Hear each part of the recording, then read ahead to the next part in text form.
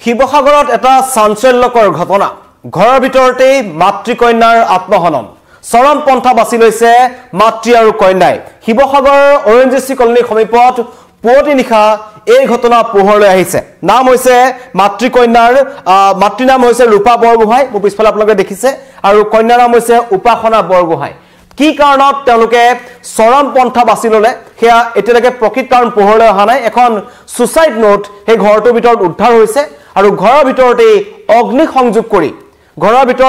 সংযোগ কৰি মাতৃকন্যা এই চৰম পন্থা বাছি লৈছে ঘৰৰ সকলো সামগ্ৰী ইতিমধ্যে জুইত যা গৈছে আৰু পুৱাৰ ভাগত এই ভয়ংকৰ ঘটনাটো পোহৰলৈ আহিল কন্যা এগৰাকী উপাসনা বৰগোহাঁই এগৰাকী টেট শিক্ষয়িত্ৰী আছিল আৰু সুসাইড নোটত যিখন সুসাইড নোট উদ্ধাৰ হৈছে তাত এটা কথা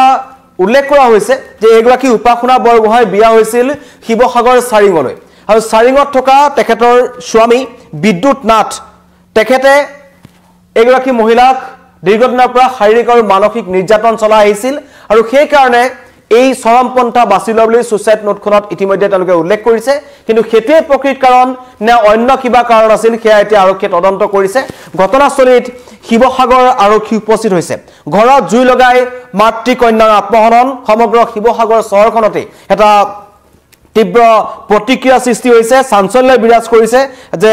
এই ঘটনাটো হঠাৎ ঘটি গল পুৱাৰ ভাগত স্থানৰ ৰাইজে দেখিছে আৰু উপাসনা বৰগোহাঁই এগৰাকী টেট শিক্ষয়িত্ৰী আছিল দীৰ্ঘদিনৰ পৰা স্বামী গৃহৰ ফালৰ পৰা বা স্বামীৰ পৰিয়ালৰ ফালৰ পৰা আৰু স্বামীয়ে তেখেতক অকথ্য নিৰ্যাতন চলাই গৈছিল বুলি লিখিত গৈছে শিৱসাগৰৰ চাৰিং হাফলুটিঙৰ নিবাসী বিদ্যুৎ নাথৰ সৈতে বিবাহ হৈছিল এগৰাকী উপাসনা বৰগোহাঁই আৰু তেওঁ ডিমৌৰ নিতাই পুখুৰীৰ সুমনি মিৰিপথা এলপি স্কুলত শিক্ষয়িত্ৰী হিচাপে কৰ্মৰত আছিল আৰু লগতে স্বামী তেখেতো এজন হৈছে শিক্ষক তেওঁ জামিৰা খবজান কছাৰী প্ৰাথমিক বিদ্যালয়ত কৰ্মৰত ইয়াৰ পূৰ্বেও এনেকুৱা এটা ঘটনা সংঘটিত হৈছিল ইয়াৰ পূৰ্বেও তেওঁলোকে চৰম পন্থা বাছি লোৱাৰ চেষ্টা কৰিছিল 2024 চনৰ 10 মেত স্বামীৰ সৈতে চাদৰ পৰা জপিয়াই নিজকে শেষ কৰি দিয়াৰ চেষ্টা কৰিছিল এগৰাকী উপাসনা বৰগোহাঁই কিন্তু এবাৰ যি কৰিলে তাত সকলো স্তম্ভিত কাৰণ লগত তেখেতৰ মাতৃ আছিল আৰু মাতৃ থকাৰ সময়তেই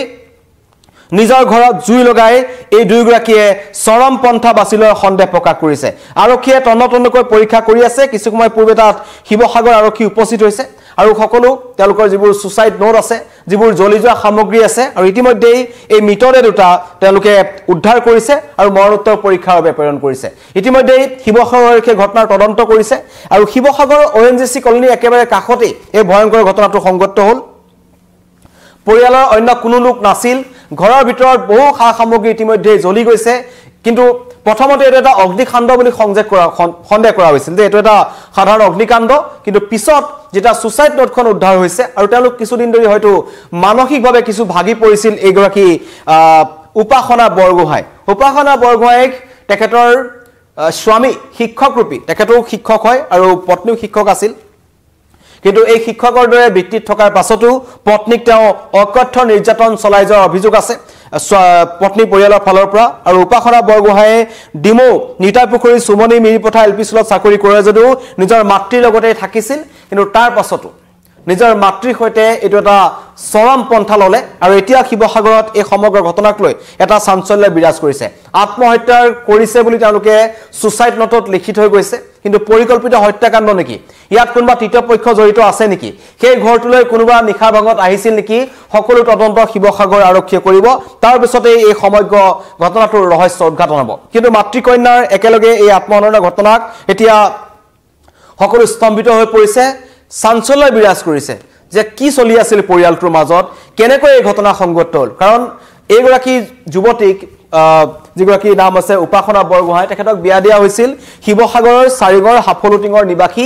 বিদ্যুৎ নাথলৈ আৰু বিয়াৰ পাছৰ পৰা তেওঁলোকৰ মাজত এটা ভাল সম্পৰ্ক নাছিল শাৰীৰিক নিৰ্যাতন চলি আছিল মানসিক নিৰ্যাতন চলি আছিল আৰু বহু কথা ইতিমধ্যে হয়তো তেওঁলোকৰ পৰিয়ালৰ ব্যক্তিসকলে জনাব যে কেনেকুৱা ধৰণৰ নিৰ্যাতন চলি আছিল একেলগে নাথাকিছিল তেওঁলোক আৰু তাৰ পাছত এইটো এটা হুকাবহ ঘটনা সংঘটিত হ'ল স্বামী বিদ্যুৎ নাথ তেখেতক হয়তো শিৱসাগৰ আৰক্ষীয়ে কিছু সময় পিছতে আটক কৰিব কাৰণ তেওঁৰ নাম সুসাইড নোটখনত উল্লেখ কৰা আছে তেওঁ হৈছে জামিৰা খবজান কছাৰী প্ৰাথমিক বিদ্যালয়ৰ এজন শিক্ষক তেওঁ এজন শিক্ষয়িত্ৰী দুগৰাকী আছিল স্বামী দম্পতি কিন্তু তাৰ পাছতেই এই ঘটনা সংঘটিত হ'ল মাতৃ এগৰাকী ৰূপা বৰগোহাঁই আৰু উপাসনা বৰগোহাঁই ONGC কলনীৰ একেবাৰে কাষতে এই ঘটনা সংঘটিত হৈছে ঘটনাস্থলীত শিৱসাগৰ আৰক্ষী উপস্থিত হৈ তন্নতন্নকৈ পৰীক্ষা কৰিছে মৰণোত্তৰ পৰীক্ষাৰ কাৰণে মৃতদেহ তেওঁলোকে উদ্ধাৰ কৰিছে কিন্তু এই ঘটনাৰত কেৱল এটো পৰিকল্পিত হত্যাকাণ্ড নেকি কাৰণ ইতিমধ্যে তেওঁলোকৰ অভিযোগ আছে 2024 চনতো 10 মেত স্বামীৰ সৈতে সাদৰ পৰা জপিয়াৰ আত্মহত্যা চেষ্টা কৰিছিল উপাসনাই আত্মহত্যা কৰা বা এনেকুৱা ধৰণৰ কিবা মানসিক ৰোগ আছিল নেকি এগৰাকী উপাসনা বৰগোহাঁইৰ মাতৃয়ে এই যেটো ঘটনা তেওঁলোকে সংঘটিত কৰিলে যে ঘৰৰ ভিতৰত জুই লগাই তেওঁলোক শেষ হৈ যাব এই ঘটনাত নিজৰ মাতৃৰ মত আছিল না নাই যে মাতৃয়ে নজনাকৈ বা মাতৃক হত্যা কৰি নিজে আত্মহত্যা কৰিছে নেকি ৰূপা বৰগোহাঁই এনেকুৱা উপাসনা বৰগোহাঁই তেনেবোৰ ঘটনা আৰু শিৱসাগৰ আৰক্ষীয়ে তদন্ত কৰি আছে কিন্তু এটা ভয়ংকৰ ঘটনা শিৱসাগৰ চহৰৰ মাজমজিয়াত ONGC কলনীৰ সমীপত আমাৰ মন্তব্য আহিছে লোকৰ পৰিয়ালৰ ফালৰ পৰা শুনা বিচাৰিছো আৰু আপুনি কি পদক্ষেপ কৰিলে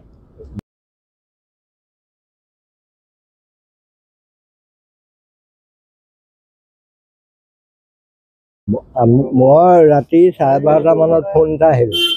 যে ঘৰটো জ্বলিছে নি এতিয়া আমি সব উঠি আহি চাইছো ঘৰ জ্বলিছে তেতিয়া আমি ফায়াৰলৈ দৌৰ মাৰিছো পুলিচক খবৰ দিছো তেতিয়া আহি সব আহি কিন্তু হাজিৰ হৈ গ'ল ফায়াৰ সব নাম কি আছিল হেৰি উপাসনা বৰগোহাঁই আৰু ৰূপা বৰগোহাঁই মাকৰ নাম ৰূপা বৰগোহাঁই উপাসনা বৰগোহাঁই কালে বিয়া এইটো হেৰি কি বিদ্যুৎ নাথ মানে নিৰ্যাতন চলাইছিলে নেকি এতিয়া হেতুটো আমি ভিতৰৰ কথাটো নাজানো সুইচাইড নোট পাইছে নেকি হা সুইচাইড নোট পাইছে পাইছে এইবোৰ লৈ গ'ল পুলিচে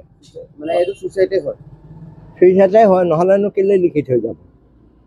তাকে বাকীটো আৰুতো মই একো নাজানো তেওঁলোকৰ আগতেও কিবা ঘটনা হৈছিল মানে সেইটো ডিমৰ ঘটনাটোতো আছে তাৰ বাহিৰেতো একো দেখা নাছিলো ছোৱালীজনীটো অপাৰেশ্যন কৰি আহি ইয়াতে ডাইৰেক্ট আনিলো আমি কেলে এক্সিডেণ্ট হৈ গোটেই ভৰি চৰি এতিয়া সেইবোৰ জলিলত প্লেট ওলালতহে গম পাইছে ছোৱালীজনী বুলি তাৰতো নহ'লে গমেই নাপালো সেইবোৰ একো আমাক নকয়ে নহয় নকোৱা কথাটো কেনেকৈ ক'ম বাৰু আমি বহুত কোৱাৰ পিছতো একো নকলা আমাক এই এক্সিডেণ্ট হোৱাৰ পিছত মেডিকেলৰ পৰা যেতিয়া আনিলে তেতিয়াৰ পৰা ইয়াতে ট্ৰিটমেণ্ট কৰি আছে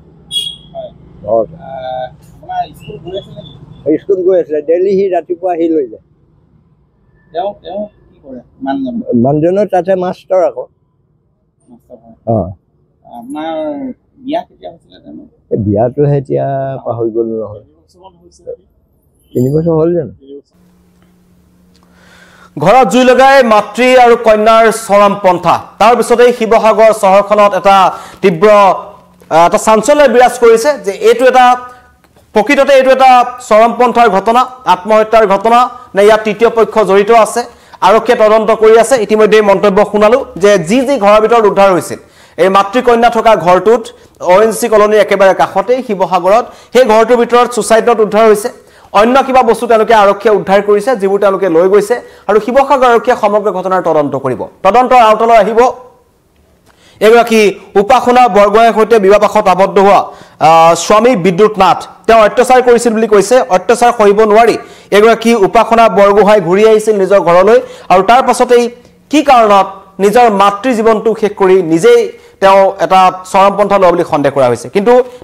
সন্দেহ আছে যে ইয়াত তৃতীয় পক্ষ জড়িত আছে নেকি নিখাৰ ভাগত সেই মাতৃ কন্যা থকা ঘৰটোলৈ তৃতীয় পক্ষ কোনোবা লোক আহিছিল নেকি আহি পৰিকল্পিতভাৱে তাত কোনোবাই জুই লগাই এই সুইচাইড নোট লিখি থৈ গৈছে নেকি সকলো আৰক্ষী তদন্তত পোহৰলৈ আহিব কিন্তু এই মুহূৰ্তত জনাইছো শিৱসাগৰ চহৰত এটা অত্যন্ত ভয়ংকৰ ঘটনা সংঘটিত হৈ গ'ল পুৱাৰ ভাগত স্থানীয় ৰাইজে প্ৰত্যক্ষ কৰিলে যে ঘৰৰ ভিতৰত অগ্নিদগ্ধ হৈ মাতৃ আৰু কন্যাৰ মৃত্যু হৈছে আৰু পাছৰ পৰ্যায়ত যেটা দেখা গ'ল ভিতৰত সুইচাইড নোট উদ্ধাৰ হৈছে তাৰ পৰা গম পোৱা যায় যে এটো চৰম পন্থাৰ ঘটনা তাৰ পিছত যেটা খুচৰি চোৱা গ'ল তে দেখা গ'ল যে এগৰাকী উপাসনা বৰগোহাঁই যিগৰাকী এগৰাকী শিক্ষয়িত্ৰী আছিল আৰু তেখেতৰ শিক্ষক স্বামী আচলতে তেখেতক মানসিক নিৰ্যাতন চলাই আহিছিল শাৰীৰিক নিৰ্যাতন চলাই আহিছিল আৰু স্বামী পৰিয়ালৰ নিৰ্যাতন সহিব নোৱাৰি চাৰিঙৰ এই ঘৰখনৰ পৰা হাফলুটিঙৰ ঘৰখনৰ পৰা তেওঁ শিৱসাগৰৰ এই অৰেঞ্চি কলনীৰ কাষত মাকৰ লগত বাস কৰিছিল আৰু অৱশেষত আজি পুৱাৰ ভাগত এই ভয়ংকৰ খবৰটো আহিছে যে ঘৰত জুই লগাই মাতৃকন্যাই আত্মহনন কৰিছে ধন্যবাদ